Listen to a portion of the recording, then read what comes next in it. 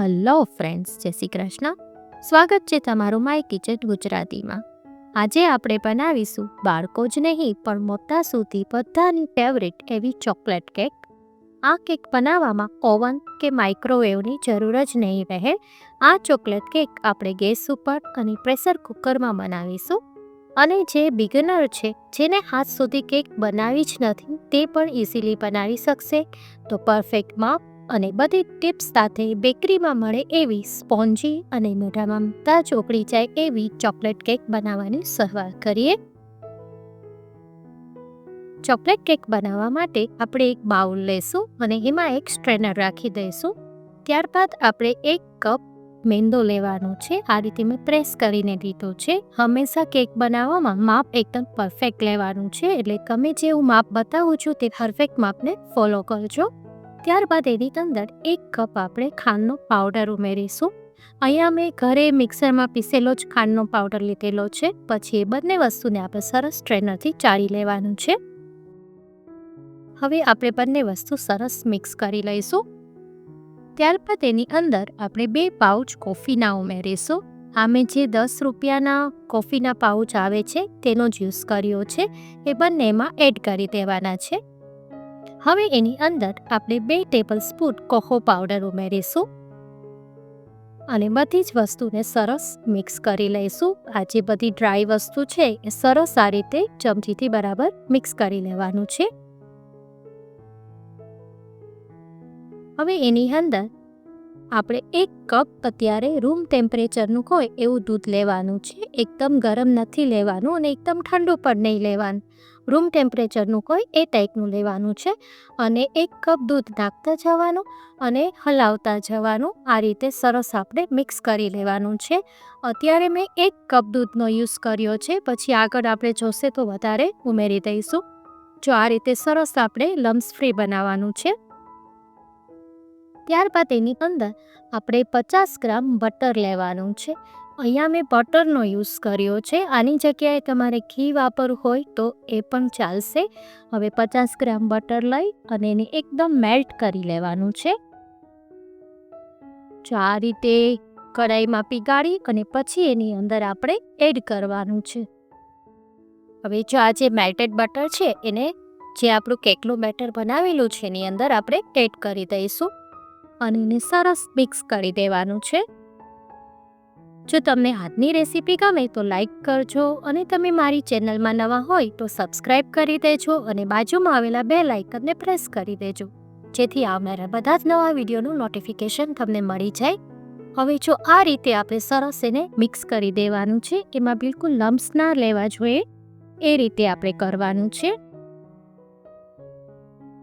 જો આ રીતે એકદમ ફલાવી લેવાનું છે અને આપણે એને સરસ મિક્સ કરી દઈશું. આમાં મેં જે તમને માપ આપ્યું છે તે તમે બધું બરાબર ફોલો કરજો, એટલે પરફેક્ટ જ બનશે. હવે આપણે એક પ્રેશર કુકર લઈશું અને કુકરની અંદર આપણે મીઠું લેવાનું છે. 1 બાઉલ જેટલું મીઠું લઈ અને કુકરની અંદર પોર કરી દેવાનું છે. ત્યારબાદ આપણે એક સ્ટેન્ડ લઈશું અને સ્ટેન્ડને આ રીતે મીઠા ઉપર ગોઠવી દેવાનું છે. હવે આપણે ફૂલ ફ્લેમ કરી દેવાની છે ગેસની અને જે કુકરમાં વિસલ અને રીંગ છે એ બંને પાર્ટ દૂર કરી દેવાના છે. એ બંનેનો આમાં યુઝ નથી કરવાનો. અને હવે આપણે કુકરને ઢાંકણ બંધ કરી અને 10 મિનિટ માટે એને પ્રીહીટ થવા દેવાનું છે. હવે એ 10 મિનિટ પ્રીહીટ થાય છે ત્યાં આપણે કેકનું મોલ્ડ લઈશું. થોડું મોટું મોલ્ડ લેવાનું. અહીંયા મેં રાઉન્ડ લીધું છે. તમે તમારી ચોઈસનું સ્ક્વેર, હાર્ટ જે પણ તમને પસંદ હોય એ તમે મોલ્ડ લઈ શકો છો. હવે એની અંદર આપણે બટર લગાવવાનું છે. બટર યા ઘી કોઈ પણ ચાલશે. પછી એના ઉપર બટર પેપર મૂકી અને આ રીતે પાછું એના ઉપર બટર લગાવી દેવાનું છે. હવે એને આપણે સાઈડ પર રાખી દઈએ.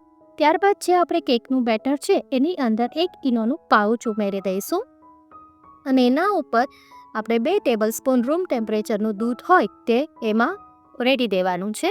પછી એને આ રીતે શાંતિથી હલાવવાનું છે, એટલે મિક્સ કરવાનું છે અને એને આ રીતે કટ એન્ડ ફોલ્ડની મેથડથી આપણે મિક્સ કરીશું. એટલે આ રીતે એક જ ડાયરેક્શનમાં ચલાવવાનું છે અને રિબિન કન્સિસ્ટન્સી આવે કેવું આપણે કરવાનું છે. જો અત્યારે એકદમ ઇઝીલી નથી પડતું, એટલે હજી આપણે 1 ટેબલ સ્પૂન દૂધ ઉમેરવું પડશે. દૂધ ઉમેરી અને આપણે સરસ મિક્સ કરી દઈએ. જો હવે આ એકદમ રિબિન કન્સિસ્ટન્સી જેવું થયું છે ને, જાણે રિબિન પડતી હોય એ ટાઈપનું દેખાય છે, એ ટાઈપનું આપણે બેટર જોઈએ છે.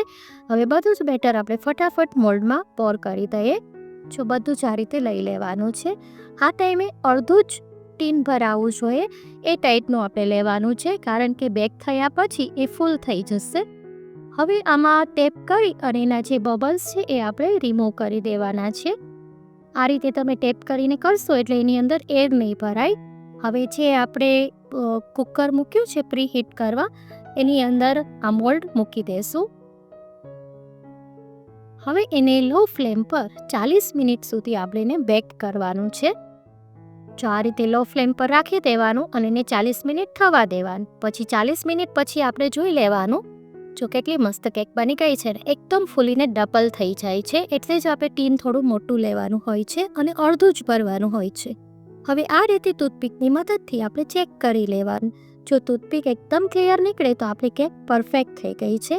અને જો ટૂથપીકમાં થોડું કેકનું બેટર ચોટે તો તમારે 10 મિનિટ વધારે બેક કરી લેવાનું, પણ સ્લો ફ્લેમ પર જ કરવાનું છે. હવે કેકને એકદમ ઠંડી થવા દેવાની છે. ઠંડી થયા પછી એને આ રીતે છરીની મદદથી બધી સાઈડ ફેરવી દેવાની છરી, અને પછી એને આ રીતે અનમોલ્ડ કરી દેવાની છે. પછી આપણે જે બટર પેપર લગાવ્યું છે એ કાઢી લેવાનું છે. જો કેટલી મસ્ત બની છે ને, એકદમ ફૂલીને દડા જેવી થઈ જાય છે.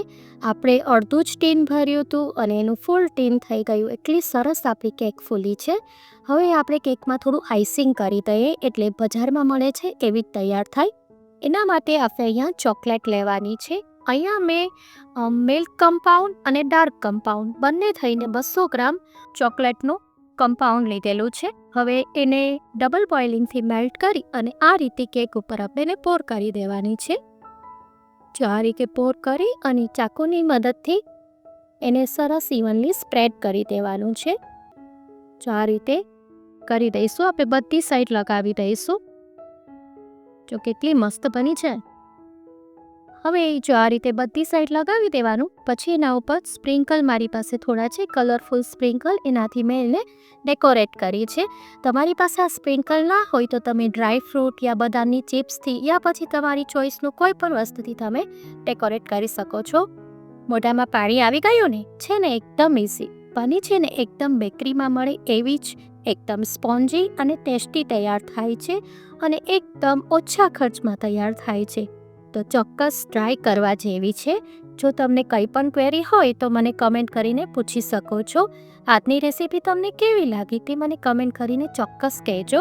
જો તમને મારી રેસીપી ગમતી હોય તો લાઈક કરજો, વધારેમાં વધારે શેર કરજો અને સબસ્ક્રાઈબ કરવાનું ના ભૂલશો. ફરી મળીશું એક નવી જ રેસીપી સાથે. Till then bye bye.